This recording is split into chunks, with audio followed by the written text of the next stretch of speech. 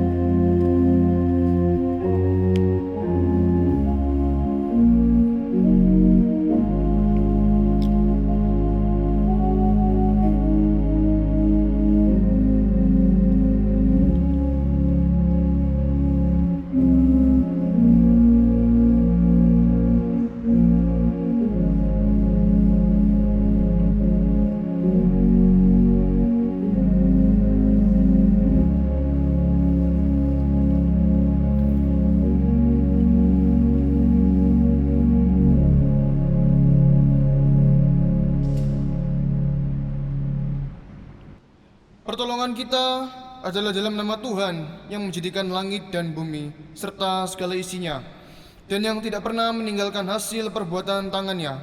Kasih karunia dan damai sejahtera dari Allah Bapa, Putra, dan Allah Roh Kudus menyertai kita semua. Amin. Merefleksikan sejak tentang kebaikan Tuhan dalam kehidupan kita, bukankah ada begitu banyak kasih dan kebaikan Tuhan yang sudah tercurah dalam kehidupan kita? Secara khususnya kasih dan kebaikan Tuhan yang dinyatakan kepada kita melalui Yesus Kristus yang telah mati dan bangkit bagi kita. Merenungkan itu semua, respon apa yang patut kita berikan selain puji, hormat, dan kemuliaan bagi Tuhan? Ketiganya yang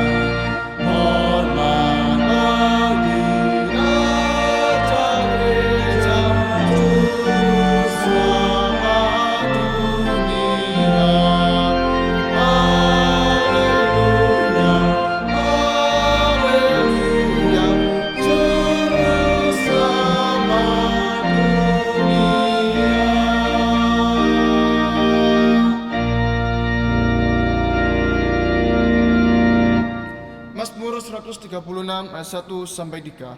Bersyukurlah kepada Tuhan sebab Ia baik. Bahwasanya untuk selama-lamanya kasih setianya. Bersyukurlah kepada Allah segala Allah. Bahwasanya untuk selama-lamanya kasih setianya. Bersyukurlah kepada Tuhan segala Tuhan. Bahwasanya untuk selama-lamanya kasih setianya. Jemaat dipersilakan untuk duduk kembali. Saudara-saudara sekalian, firman Tuhan mengajarkan kita untuk senantiasa bersyukur. Tetapi apakah kita sudah sungguh-sungguh melakukan hal tersebut? Pernahkah kita bersyukur untuk penyertaan Tuhan dari awal kita masuk Aletheia sampai sekarang? Pernahkah kita bersyukur atas fasilitas yang telah disediakan kampus demi menunjang kehidupan kita? Pernahkah kita bersyukur untuk setiap makanan yang disiapkan oleh ibu dapur, apapun makanannya? Atau pernahkah kita bersyukur karena diberikan teman kamar dengan segala keunikan yang dimilikinya? Dan terlebih lagi, pernahkah kita bersyukur atas anugerah yang telah Tuhan berikan pada kita? Kalau boleh jujur, kita adalah manusia yang tidak pernah bersyukur dan tidak pernah merasa puas. Oleh karena itu, mari kita datang kepada Tuhan dan mengakui segala dosa kita di hadapannya, di depan mata Yesus.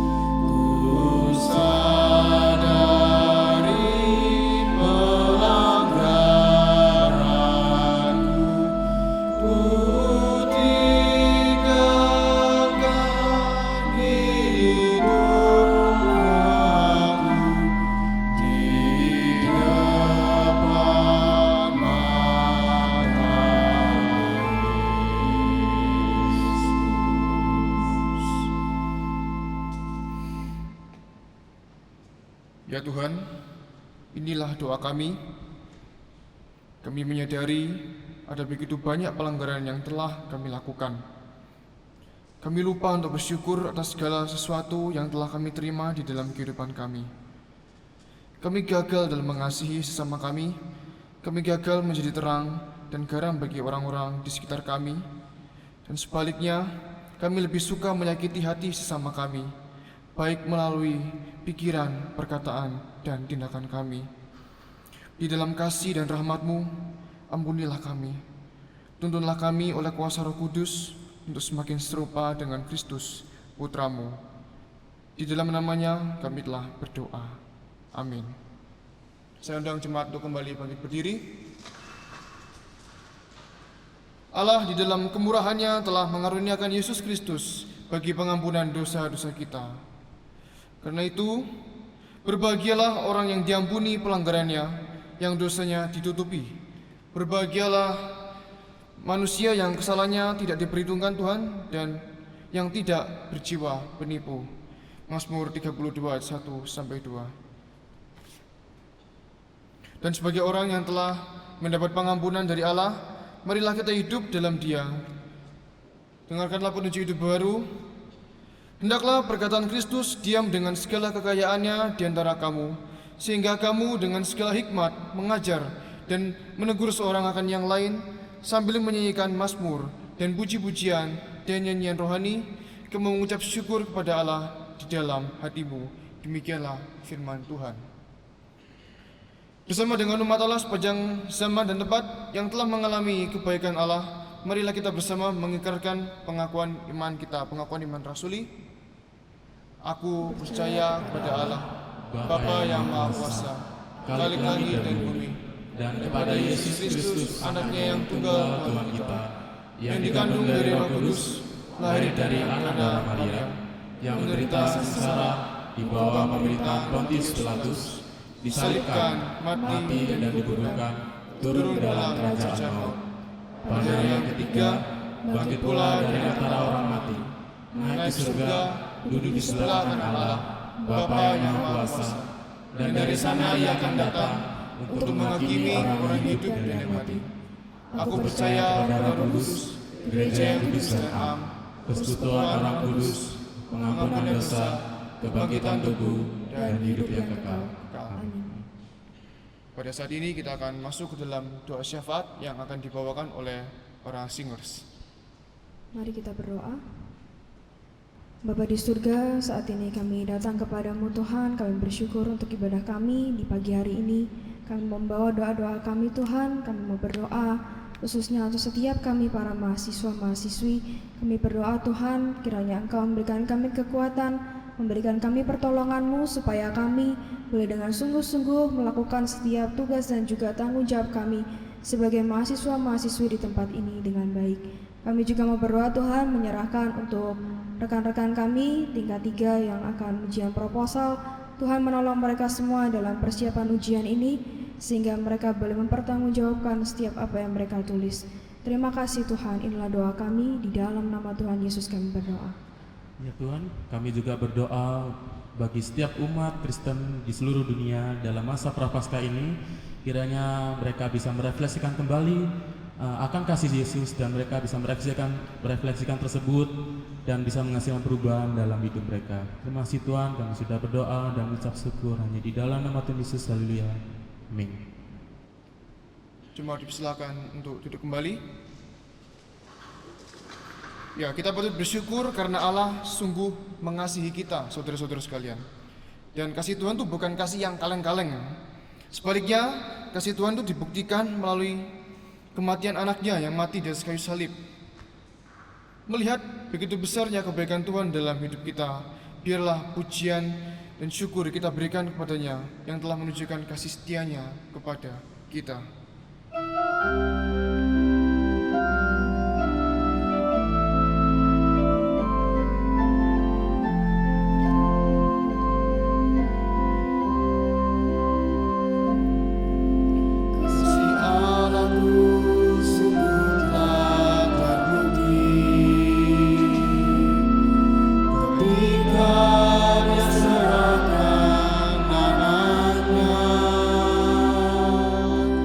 Kasih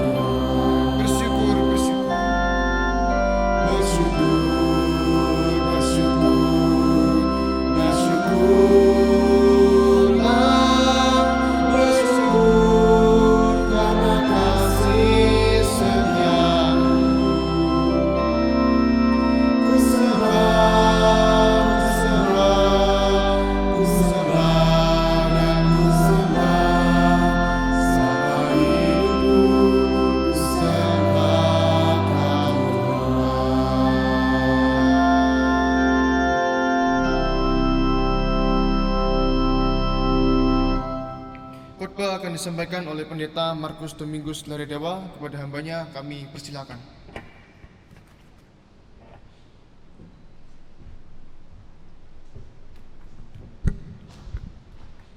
Baik, selamat pagi, mari kita berdoa.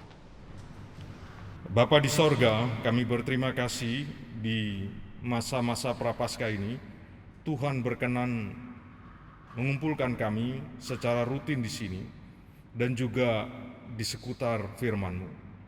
Kami bersyukur pada pagi hari ini kami akan bersama membaca dan merenungkan sabda Tuhan.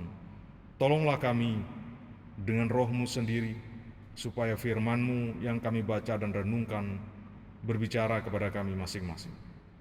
Roh-Mu sendiri biarlah menuntun pikiran kami dan menguatkan hati kami untuk melakukannya dalam hidup kami. Demi Yesus, amin. Baik, pagi ini kita akan membaca kitab suci dari Kisah Para Rasul, pasalnya yang ke-28. Kita membaca dari ayatnya yang ke-11 sampai dengan ayatnya yang ke-16. Bapak, Ibu, dan teman-teman bisa lihat di dalam screen.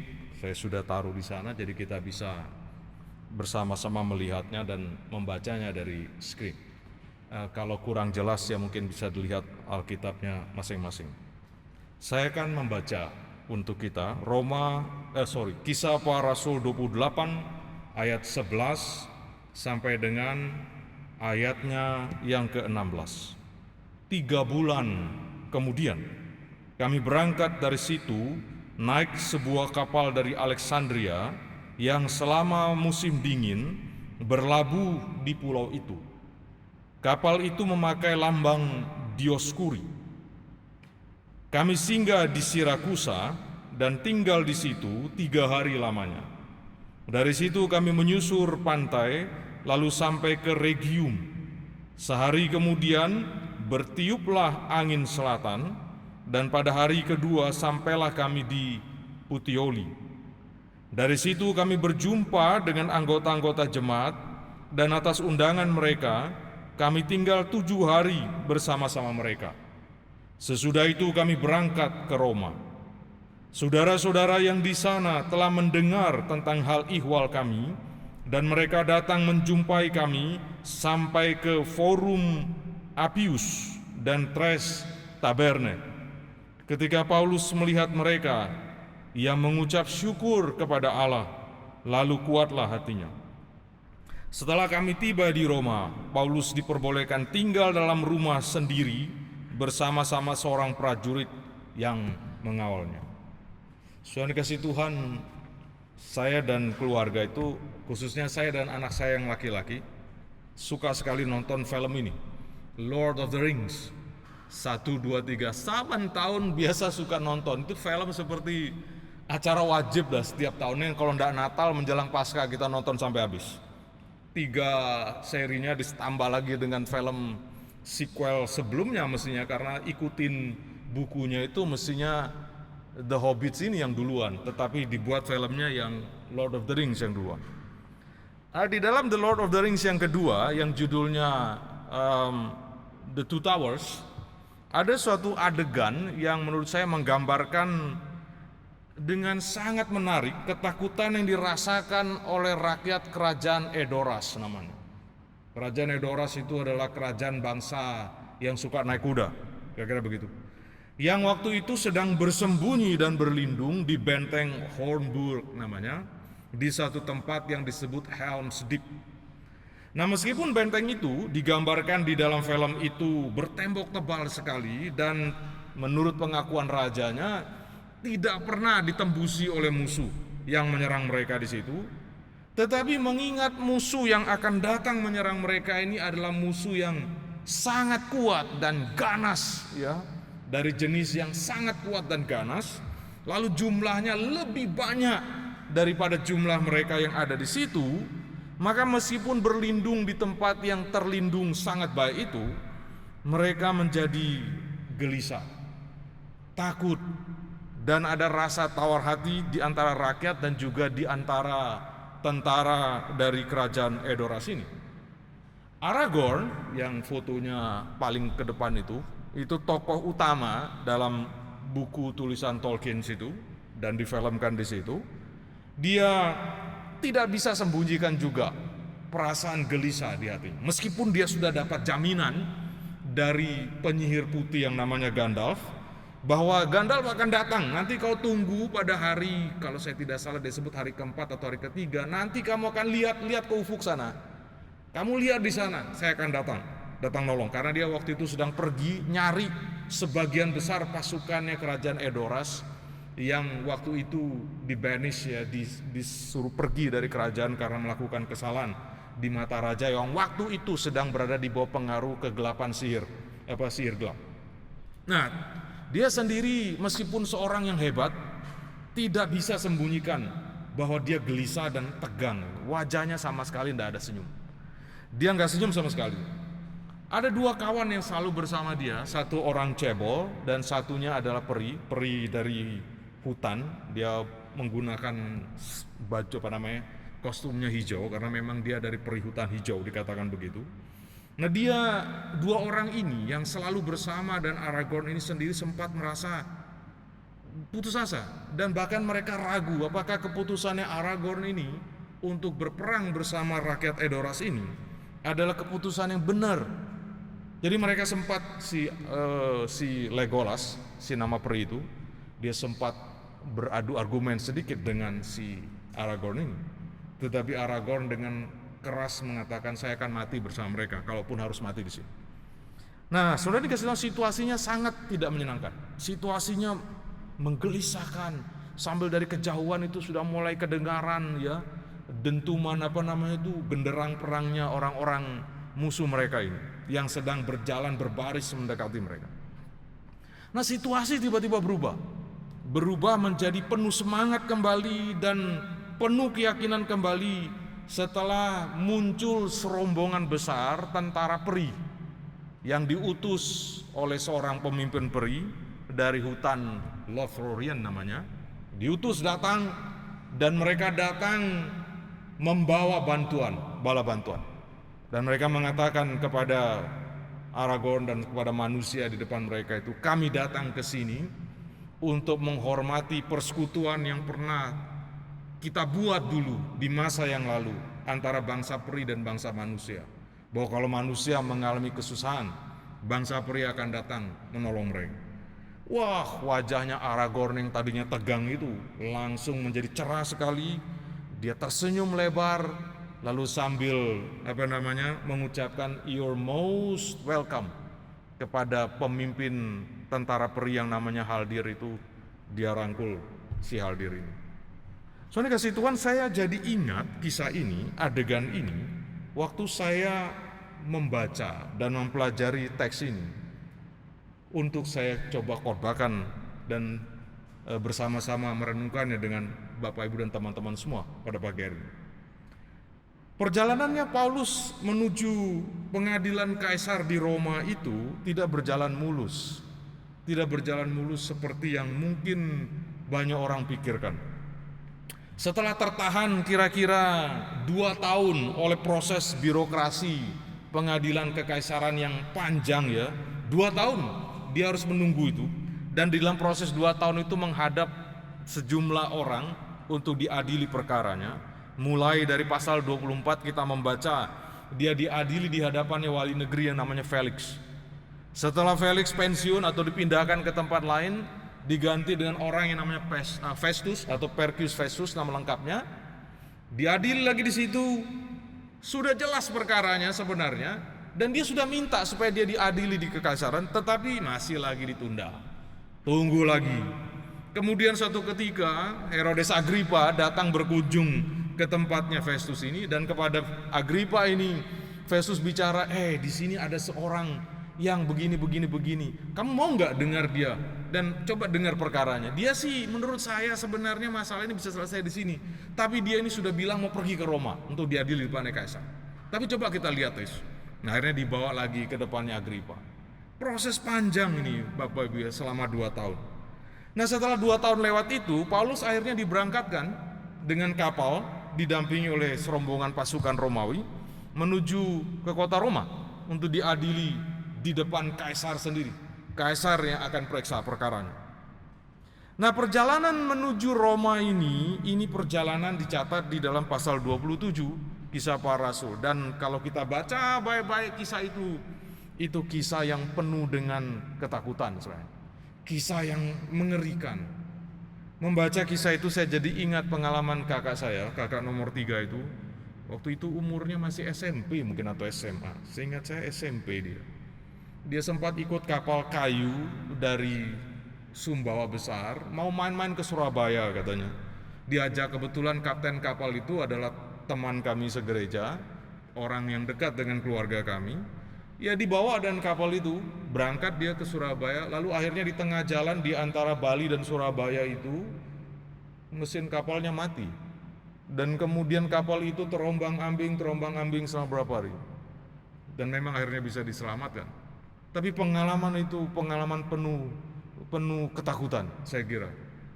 Dia tidak banyak cerita pengalaman itu, tetapi saya kira itu pengalaman pasti menakutkan bagi seorang yang baru pertama kali naik kapal model seperti itu, jauh dari orang tua, dan betul-betul hidup di tengah hanya bisa lihat laut kanan kiri saja, dan mati mesin, tidak tahu kemana nih kapal sedang bergerak. Nah, apa yang dialami oleh Rasul Paulus lebih hebat dari itu, karena bukan hanya mati mesin di sini, tidak ada mesin memang waktu itu. Yang mereka hadapi adalah yang dikatakan di dalam ayat yang 14 pasal 27, angin timur laut yang bertiup dengan keras, dikatakan begitu. Keras sekali, dan kapal itu kemudian menjadi kehilangan arah. Mereka itu jalan dari sini, ya timur laut itu di sebelah sana. Jadi bayangkan itu harusnya angin yang baik itu dari bawah sini, ya dari tenggara yang bagus, dari sini dorong mereka supaya bisa sampai ke Roma di sebelah sana. Mereka berangkat dari sebelah sini, tapi anginnya datang dari sana, dan itu hantam sisi kanan kapal itu. Dan mereka mengandalkan supaya kapal itu bisa bertahan dengan angin sekeras itu. Kalau anginnya tiupnya pelan-pelan sih nggak ada masalah, itu malah bagus. Tetapi ini anginnya angin keras, sehingga akhirnya mereka kehilangan kekuatan untuk mengendalikan kapalnya di arah yang harusnya mereka ini kapal jalan. Dan mereka kalah, menyerah. Lalu mereka turunkan layar itu, daripada layar itu sobek dan mereka nggak bisa bikin apa-apa setelah itu. Dan itu memang semacam SOP standar di dalam pelayaran kapal layar ya. Kalau angin terlalu keras, layar harus diselamatkan supaya tidak sobek dan perjalanan bisa dilanjutkan ketika angin sudah reda. Tetapi kemudian apa yang dibayangkan tidak selesai. Layar diturunkan, lalu kapal itu dibiarkan saja mengapung-apung, diombang-ambingkan oleh ombak yang begitu keras, ombak yang begitu hebat. Hari-hari seperti begini nih saya jadi ingat pengalaman-pengalaman di masa dulu ya, tahun-tahun awal studi di STT Aletea. Dulu itu kan beli tiket pesawat mahal, jadi pulang kalau liburan ke Pulau Sumbawa itu perjalanan paling gak menyenangkan sudah. Kalau mulai dari Bali menuju Lombok sudah lama. Kalau bulan-bulan segini pulang itu ya bulan-bulan Januari dan bulan Juni Juli itu bulan pergantian angin. Itu bulan paling tak enak sudah. Perjalanan menjadi sangat tidak menyenangkan. Ada hari-hari tertentu tuh ombak begitu besar. Kapal yang tinggi kita duduk di lantai yang atasnya itu ombak itu bisa tempias sampai ke atas airnya. Seperti itu. Itu tidak menyenangkan, ya. Tidak menyenangkan sekali. Nah, ini kapal kayu, terombang-ambing di atas lautan yang sedang bergelora begitu dahsyat. Dan bukan hanya itu, dicatat di dalam ayat yang ke-20, selama beberapa hari dikatakan begitu, mereka tidak melihat baik matahari maupun bintang-bintang, karena matahari dan bintang-bintang itu tertutup oleh awan gelap. Tidak hanya itu, dikatakan angin badai yang dahsyat terus-menerus mengancam mereka. Dalam situasi seperti itu, Bapak Ibu yang dikasihi dalam Tuhan, penulis Kisah Para Rasul mencatat dengan jelas sekali di ayat yang ke-20 pasal 27. Kalimatnya tegas, jelas. Dalam situasi seperti itu, akhirnya putuslah segala harapan kami untuk dapat menyelamatkan diri kami. Bahasa Indonesia masa kini mengatakan pendek saja, dalam situasi seperti itu, lenyap harapan kami untuk selamat. Udah nggak percaya lagi akan selamat keluar dari badai ini. Hilang. Iman lewat ya sudah. Tinggal tunggu mati aja sudah dalam situasi semacam itu. Nah, memang situasi akhirnya kembali membaik, ya, membaik setelah kapal itu pada akhirnya terdampar di pantai sebuah pulau yang kemudian baru mereka tahu bahwa pantai itu pulau itu namanya Pulau Malta. Tetapi Malta ini bukan destinasi akhir. Tujuan akhir perjalanan Paulus dan rombongan besar itu adalah Roma, ibu kota kekaisaran. Dan di antara Malta dan Roma, Bapak yang dikasihi Tuhan, masih ada perjalanan lain dengan kapal sejauh kira-kira 330 mil dari Malta. Jauh. Orang yang sudah trauma dengan perjalanan begitu mengerikan disuruh naik kapal lagi. Oh, saudara dikasihi Tuhan, itu pasti pengalaman sangat tidak menyenangkan.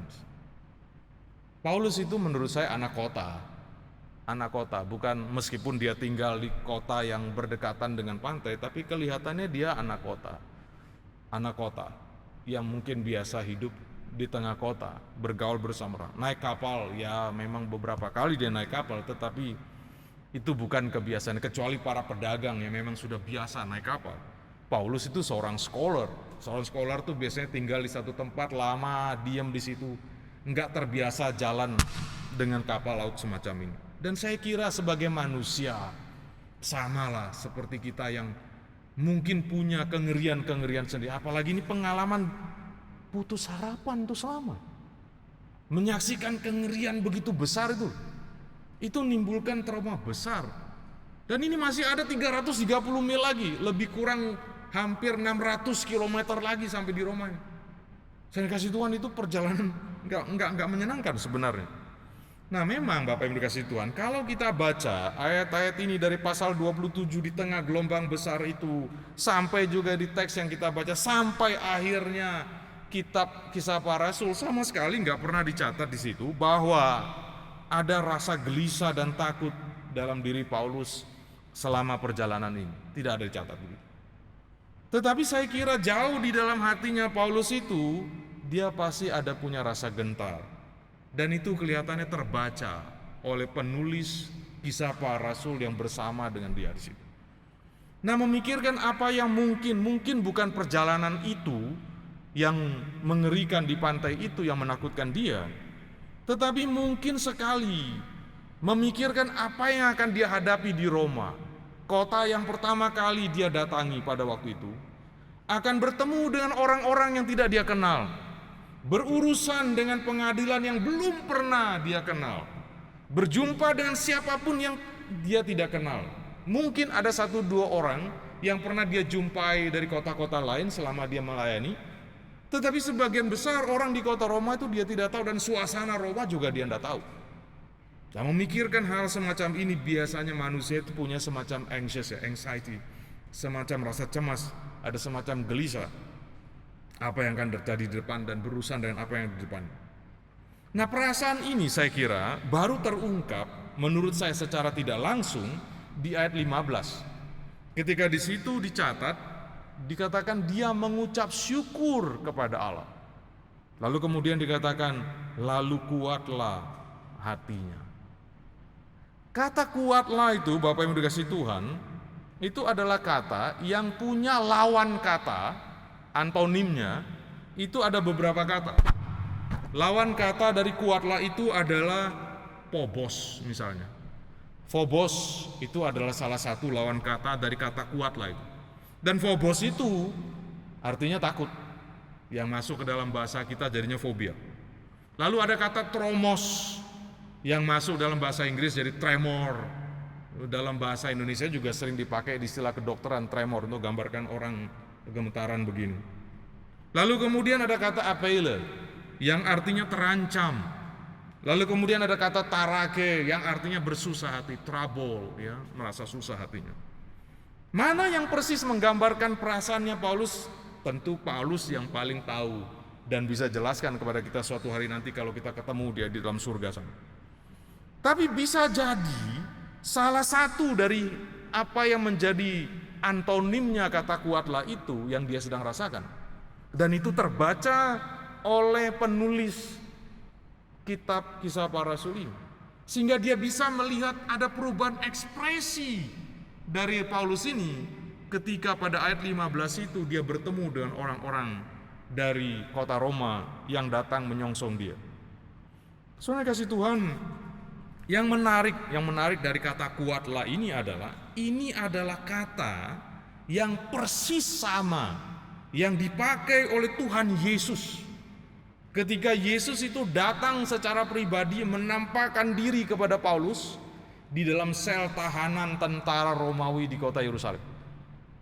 Kata itu yang persis dipakai oleh Tuhan Yesus. Dan dia berkata di dalam pasal 23 ayat 11 kepada Paulus, kuatkanlah hatimu.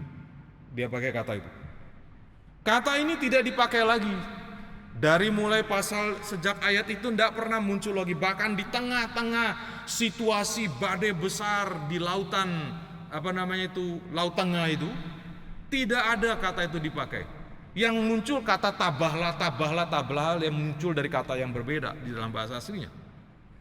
Nah, soalnya kasih Tuhan, tetapi kata itu baru muncul kembali setelah dia ketemu dengan rombongan orang-orang Kristen yang disebut saudara-saudara di dalam ayat yang ke-15 bagian awal ini, yang datang menjumpainya di satu titik di antara Puteoli dan kota Roma ini. Di dua titik pertama itu disebut Forum Appius dan titik yang kedua disebut Tres Taberna. Soalnya kasih Tuhan, di situ dikatakan waktu dia lihat orang-orang ini, Paulus disebut menjadi kuat hatinya. Kata itu mengandung makna bahwa Paulus itu menjadi yakin kembali, menjadi teguh kembali, menjadi berani kembali untuk menghadapi apa yang akan dia jalani di depan sana. Pertanyaan yang menarik di sini, Bapak Ibu, apa sih yang membuat Paulus ini dapat merasa kuat di sini? Nah, Kisah Para Rasul memberi kita sebelum kata kuatlah itu, kita ketemu dengan dua tindakan yang diperbuat Paulus sebelum muncul lalu kuatlah hatinya itu. Kata kuatlah hatinya itu sebenarnya kata kerja mestinya, bukan sesuatu yang menggambarkan keadaan dalam batinnya, tetapi dalam bahasa aslinya itu lebih, kalau dalam bahasa Inggris disebut istilah take courage. Jadi memang dia memberanikan dirinya setelah dia lihat apa yang dia lakukan, dua hal yang terjadi di belakangnya. Nah, dua hal yang dia lakukan sebelum kuatlah itu adalah dia lihat saudara-saudaranya yang datang dari kota Roma, saudara seiman, dan yang kedua dia mengucap syukur pada Allah. Saudara-saudara seiman yang datang dari Roma itu terbagi dalam dua kelompok. Kelompok pertama itu berjalan kira-kira hampir 70 km dari Roma, menjumpai dia di titik yang namanya Forum Appius. Di titik itu mereka ketemu dia. Lalu saudara-saudara yang lain bertemu dengan dia kira-kira 16 km dari kota Roma, di satu tempat yang namanya Tres Taberna. Nah, di sini yang menarik, dikatakan dia melihat mereka. Ini sebenarnya bukan pertama kali dia lihat orang percaya, Bapak Ibu ya. Kalau kita lihat ayatnya yang ke-14, sebenarnya dia sudah ketemu dengan orang percaya. Dia sudah ketemu. Ayat 14 dikatakan di situ kami berjumpa dengan anggota-anggota jemaat, bahkan lebih terang dikatakan, tidak hanya sekedar saudara, anggota-anggota jemaat ketemu Tetapi Paulus lihat mereka tidak dengan sudut pandang seperti yang dia lihat di ayat 15 ini. Waktu dia lihat di ayat 15 itu, Bapak yang dikasihi Tuhan, dia lihat baik-baik. Dan dia enggak sekedar lihat, tetapi dia memikirkan, dia merenungkan di kepalanya, ini siapa mereka ini. Dan satu titik dia sampai pada kesimpulan yang mendorong dia kemudian mengucap syukur kepada Allah. Dan dari ucapan syukur itu timbul kekuatan untuk dia jalani apa yang ada di depan. Nah, kalau di dalam tahanan di penjara Romawi di kota Yerusalem, Paulus itu merasa kuat karena dikuatkan oleh Tuhan Yesus ya. Di sini tidak. Dia menjadi kuat bukan karena Yesus sendiri yang datang kepada dia. Perhatikan kata yang sama muncul di sana dan di sini. Tetapi di sana Yesus yang kuatkan dia dan dia jadi kuat di sana. Di sini bukan Yesus yang datang, tapi yang datang itu adalah saudara-saudara seimannya di dalam Tuhan. Tuhan Yesus tidak lagi datang menemui dia di titik itu. Dan sampai akhir kitab Kisah Para Rasul kita juga nggak akan baca sama sekali bahwa Tuhan Yesus kembali temui dia secara pribadi.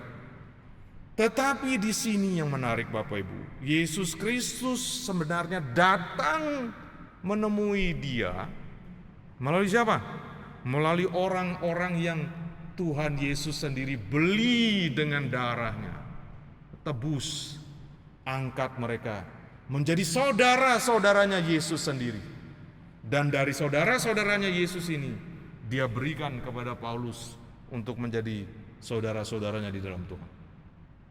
Tuhan dikasih Tuhan, jadi waktu Paulus lihat orang-orang ini, dia perhatikan mereka, dia sampai kepada kesimpulan mereka yang datang ini tidak hanya semata manusia, orang Kristen, tetapi mereka yang datang ini menurut pemahaman saya, kalau kita hubungkan dengan 23 ayat 11 ini Yesus sendiri yang datang, tetapi dalam rupa orang-orang yang dia ambil sebagai saudaranya dan dia berikan kepada Paulus menjadi saudara.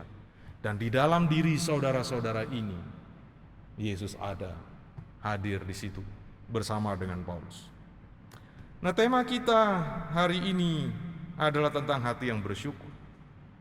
Ketika Paulus lihat dengan kacamata ini, Paulus bersyukur kepada Allah. Dan syukur Paulus itu yang memediasi, memfasilitasi keberanian hatinya untuk jalani perjalanan ke depan. Hati yang bersyukur Bapak Ibu, itu adalah hati yang dirindukan Allah dari hati kita semua. Tuhan ingin hati kita itu menjadi hati yang grateful, hati yang penuh dengan syukur, penuh dengan terima kasih. Dan itu nyata dari perintah seperti yang ditulis di dalam 1 Tesalonika 5 ayat 18. Mengucap syukurlah dalam segala hal, sebab itulah yang dikehendaki Allah di dalam Kristus Yesus bagi kamu.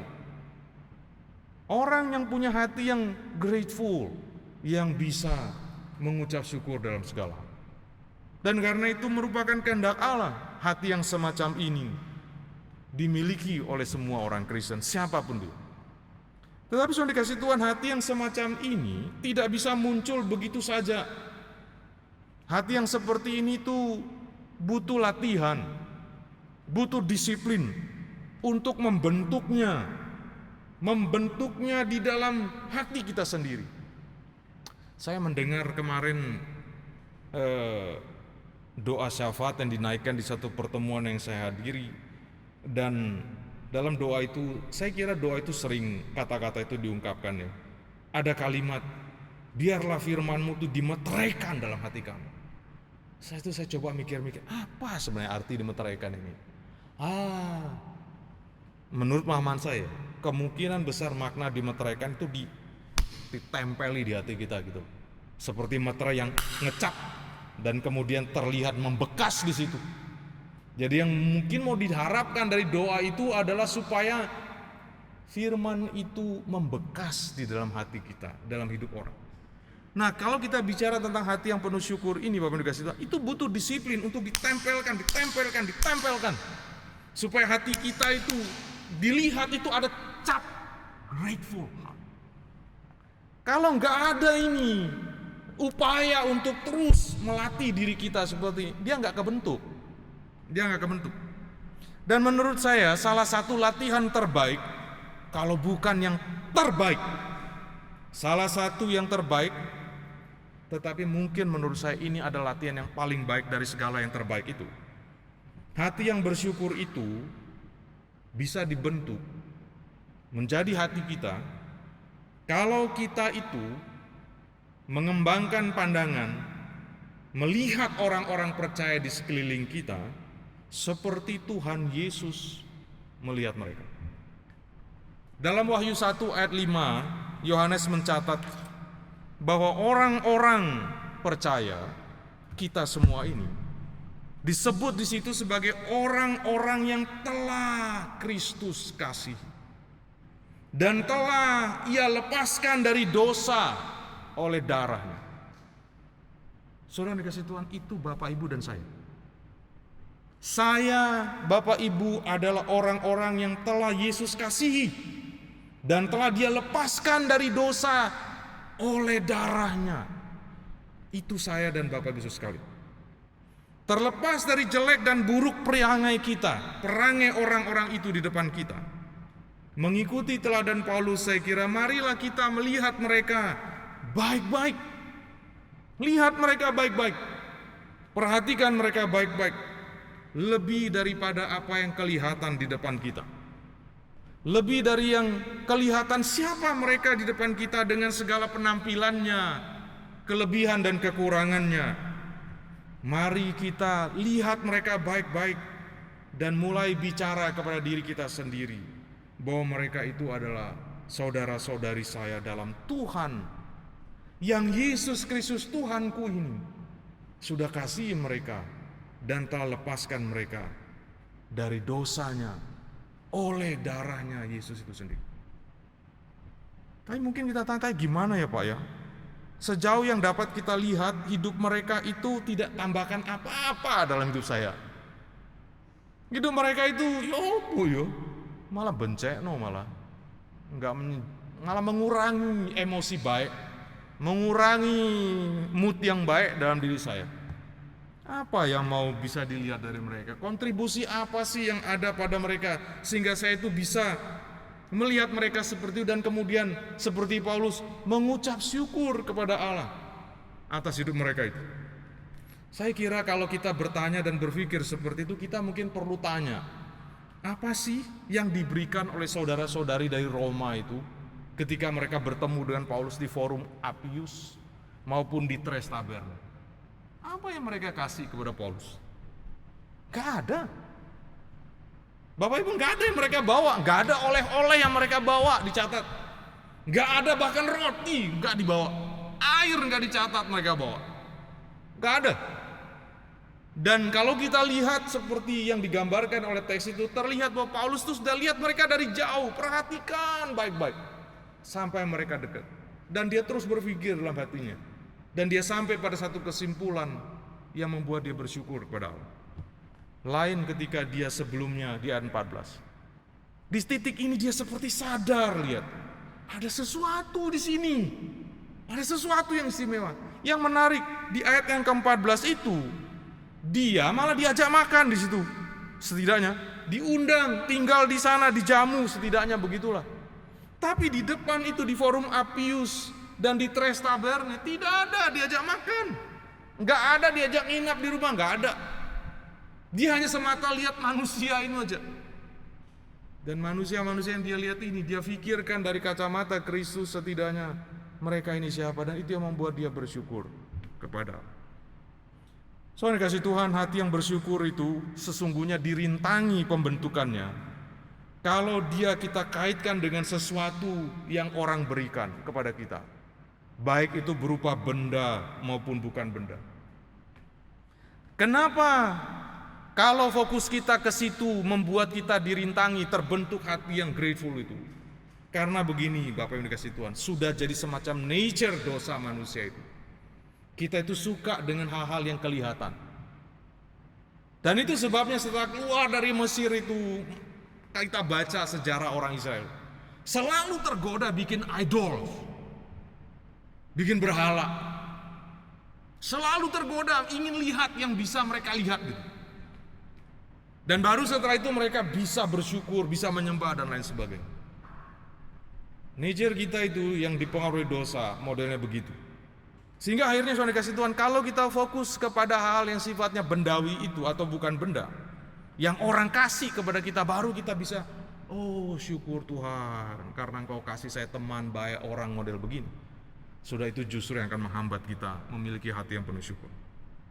Karena yang macam begitu membuat kita kelewatan karunia yang lebih besar daripada itu. Apa? Yesus sendiri yang hadir di dalam diri orang-orang ini, yang mau bersama kita, di dekat kita, entah dia sadar atau tidak sadar, atau kita sadar, berjalan bersama kita melalui perjalanan kita. Syukur bahkan menjadi jarang timbul kalau kita fokus kepada barang pemberian orang atau benda atau bukan benda pemberian orang, karena tidak setiap waktu orang bisa ngasih kita. Bahkan kalau kita perhatikan ke situ, saudara kasih Tuhan, kita malah jadi syukur kita tuh mudah menguap. Karena tiap-tiap orang punya kemampuan berbeda-beda untuk beri kepada kita. Ada orang yang bisa kasih kita 50.000, ada yang bisa kasih kita 50 juta. Kalau kita fokus ke situ, saudara kasih Tuhan, kita akan jadi orang yang kemudian tanpa sadar jatuh dalam apa yang dikutuk di dalam surat Yakobus, saya kira, yang namanya favoritisme. Mengistimewakan orang-orang tertentu. Saudara, mari kita dalam hidup kita di sini belajarlah melihat sekeliling kita. Dalam diri para dosen dan keluarganya di sini, Bapak yang dikasihi Tuhan, serta staf yang ada di sini. Kita para mahasiswa, kita sedang melihat sebenarnya Kristus yang datang menjumpaimu dan bersama-samamu menemanimu dalam perjalanan pembentukanmu. Dalam diri kawan di kanan kiri di belakangmu sekarang yang bersamamu ini, Kristus sebenarnya ada di situ menemanimu melalui proses pembentukan dirimu. Dan bagi kita sendiri para dosen dan staf yang ada di sini, dalam diri para mahasiswa-mahasiswi kita itu, Kristus sebenarnya sedang datang menjumpai kita, hadir bersama kita dalam proses pembentukan kita sendiri juga menjadi pelayan-pelayan Kristus, yang saya tahu itu adalah proses yang seumur hidup, tidak berakhir. Saudara kasih Tuhan, di dalam bab pertama bukunya yang berjudul Life Together, buku itu ada di perpustakaan kita, buku baik yang mestinya kita baca di sini. Life Together itu ditulis menjadi bahan perenungan oleh Dietrich Bonhoeffer untuk para mahasiswa yang tinggal bersama dia di sekolah teologi seperti gini. Tinggal bersama di sekolah teologi seperti ini, tapi dari sekolah teologi bawah tanah, dari gereja yang mengaku disebut begitu. Yang seminar ini disebut seminari liar, yang bisa sewaktu-waktu digerebek oleh Nazi Jerman, ditutup, dibubarkan. Nah, di dalam tulisan itu di bab pertama buku itu dia menulis begini. Tidak mudah untuk diterima apa adanya, bahwa adalah suatu hak yang sangat istimewa kalau seorang Kristen dapat hidup di antara sesama orang Kristen. Tentu saja benar bahwa apa yang merupakan karunia Allah yang tak terkatakan bagi orang yang kesepian dapat gampang sekali diremehkan dan diinjak-injak oleh mereka yang memiliki karunia ini setiap hari. Mudah sekali dilupakan bahwa persekutuan saudara-saudara seiman merupakan hadiah anugerah, hadiah kerajaan Allah yang setiap saat bisa diambil dari kita. Bahwa waktu yang memisahkan kita dari kesepian yang dalam bisa singkat sekali. Karena itu, biarlah dia yang sampai sekarang mempunyai hak istimewa hidup bersama dengan orang-orang Kristen lain, memuji anugerah Allah ini dari kedalaman hati. Biarlah dia berlutut memuji Allah dan mengumumkan ini semua anugerah. Tiada lain selain anugerah. Sehingga kita diizinkan untuk hidup bersama dalam komunitas dengan saudara-saudara seiman kita. Saudara, hati yang bersyukur itu bisa timbul dan dilatih ketika kita menerima sesuatu yang bisa berupa benda atau bukan benda dari seseorang.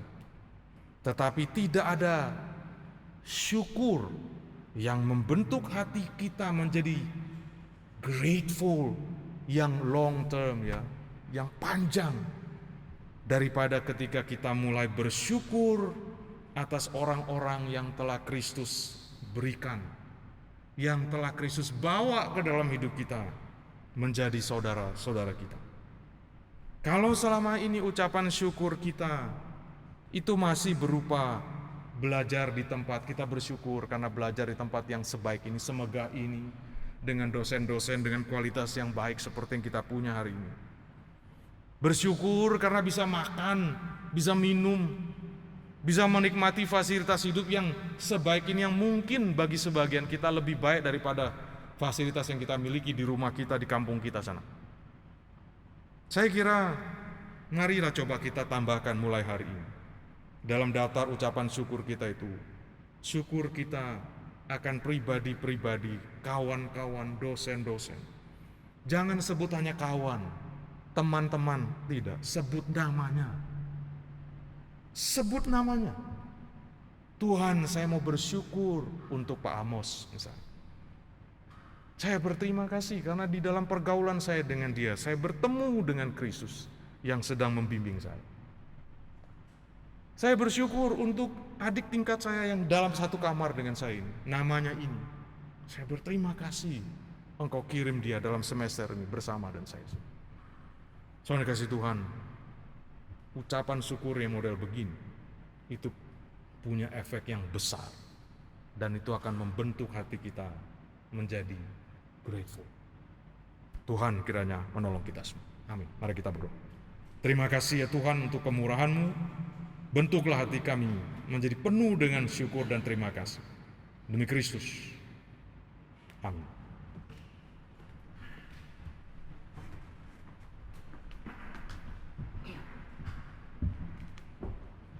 Kita bersyukur untuk setiap firman yang boleh disampaikan, supaya kiranya firman ini bisa menyegarkan kita dan bisa menguatkan kita untuk menjalani hari sepanjang hari ini. Kini kita akan melihat sejenak persembahan dari minggu lalu. Persembahan dapat diberikan melalui kantong persembahan maupun juga scan yang disediakan. Kita perlu bersyukur karena Allah sungguh mengasihi kita. Kasih-Nya sebagai rasa ungkapan syukur atas segala kebaikan Tuhan yang telah berfirman dan menyelamatkan kita, marilah kita membawa segenap hidup dan persembahan kita di hadapan Tuhan.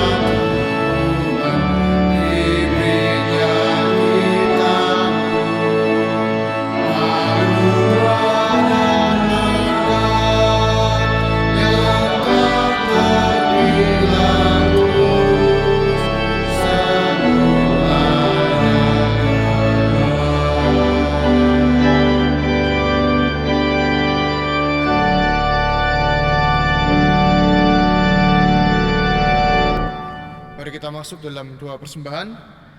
Bapa kami di surga, kami bersyukur atas segala kasih penyertaan-Mu dan serta pemeliharaan-Mu dalam kehidupan setiap kami.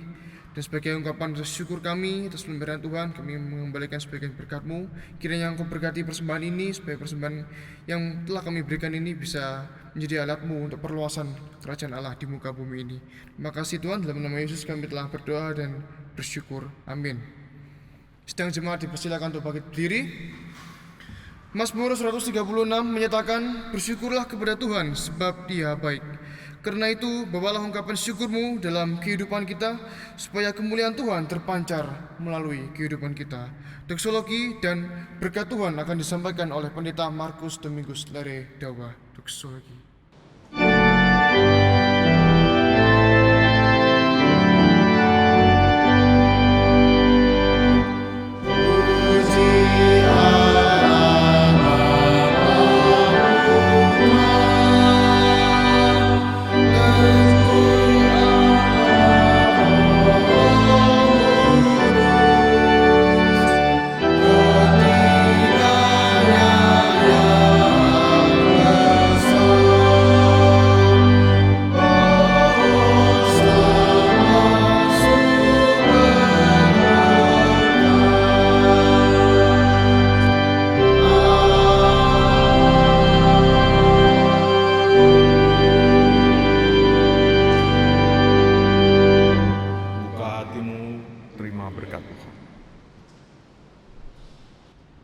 Kasih karunia Tuhan Yesus Kristus, kasih Allah dalam persekutuan Roh Kudus menyertai kita senantiasa selama-lamanya. Amin.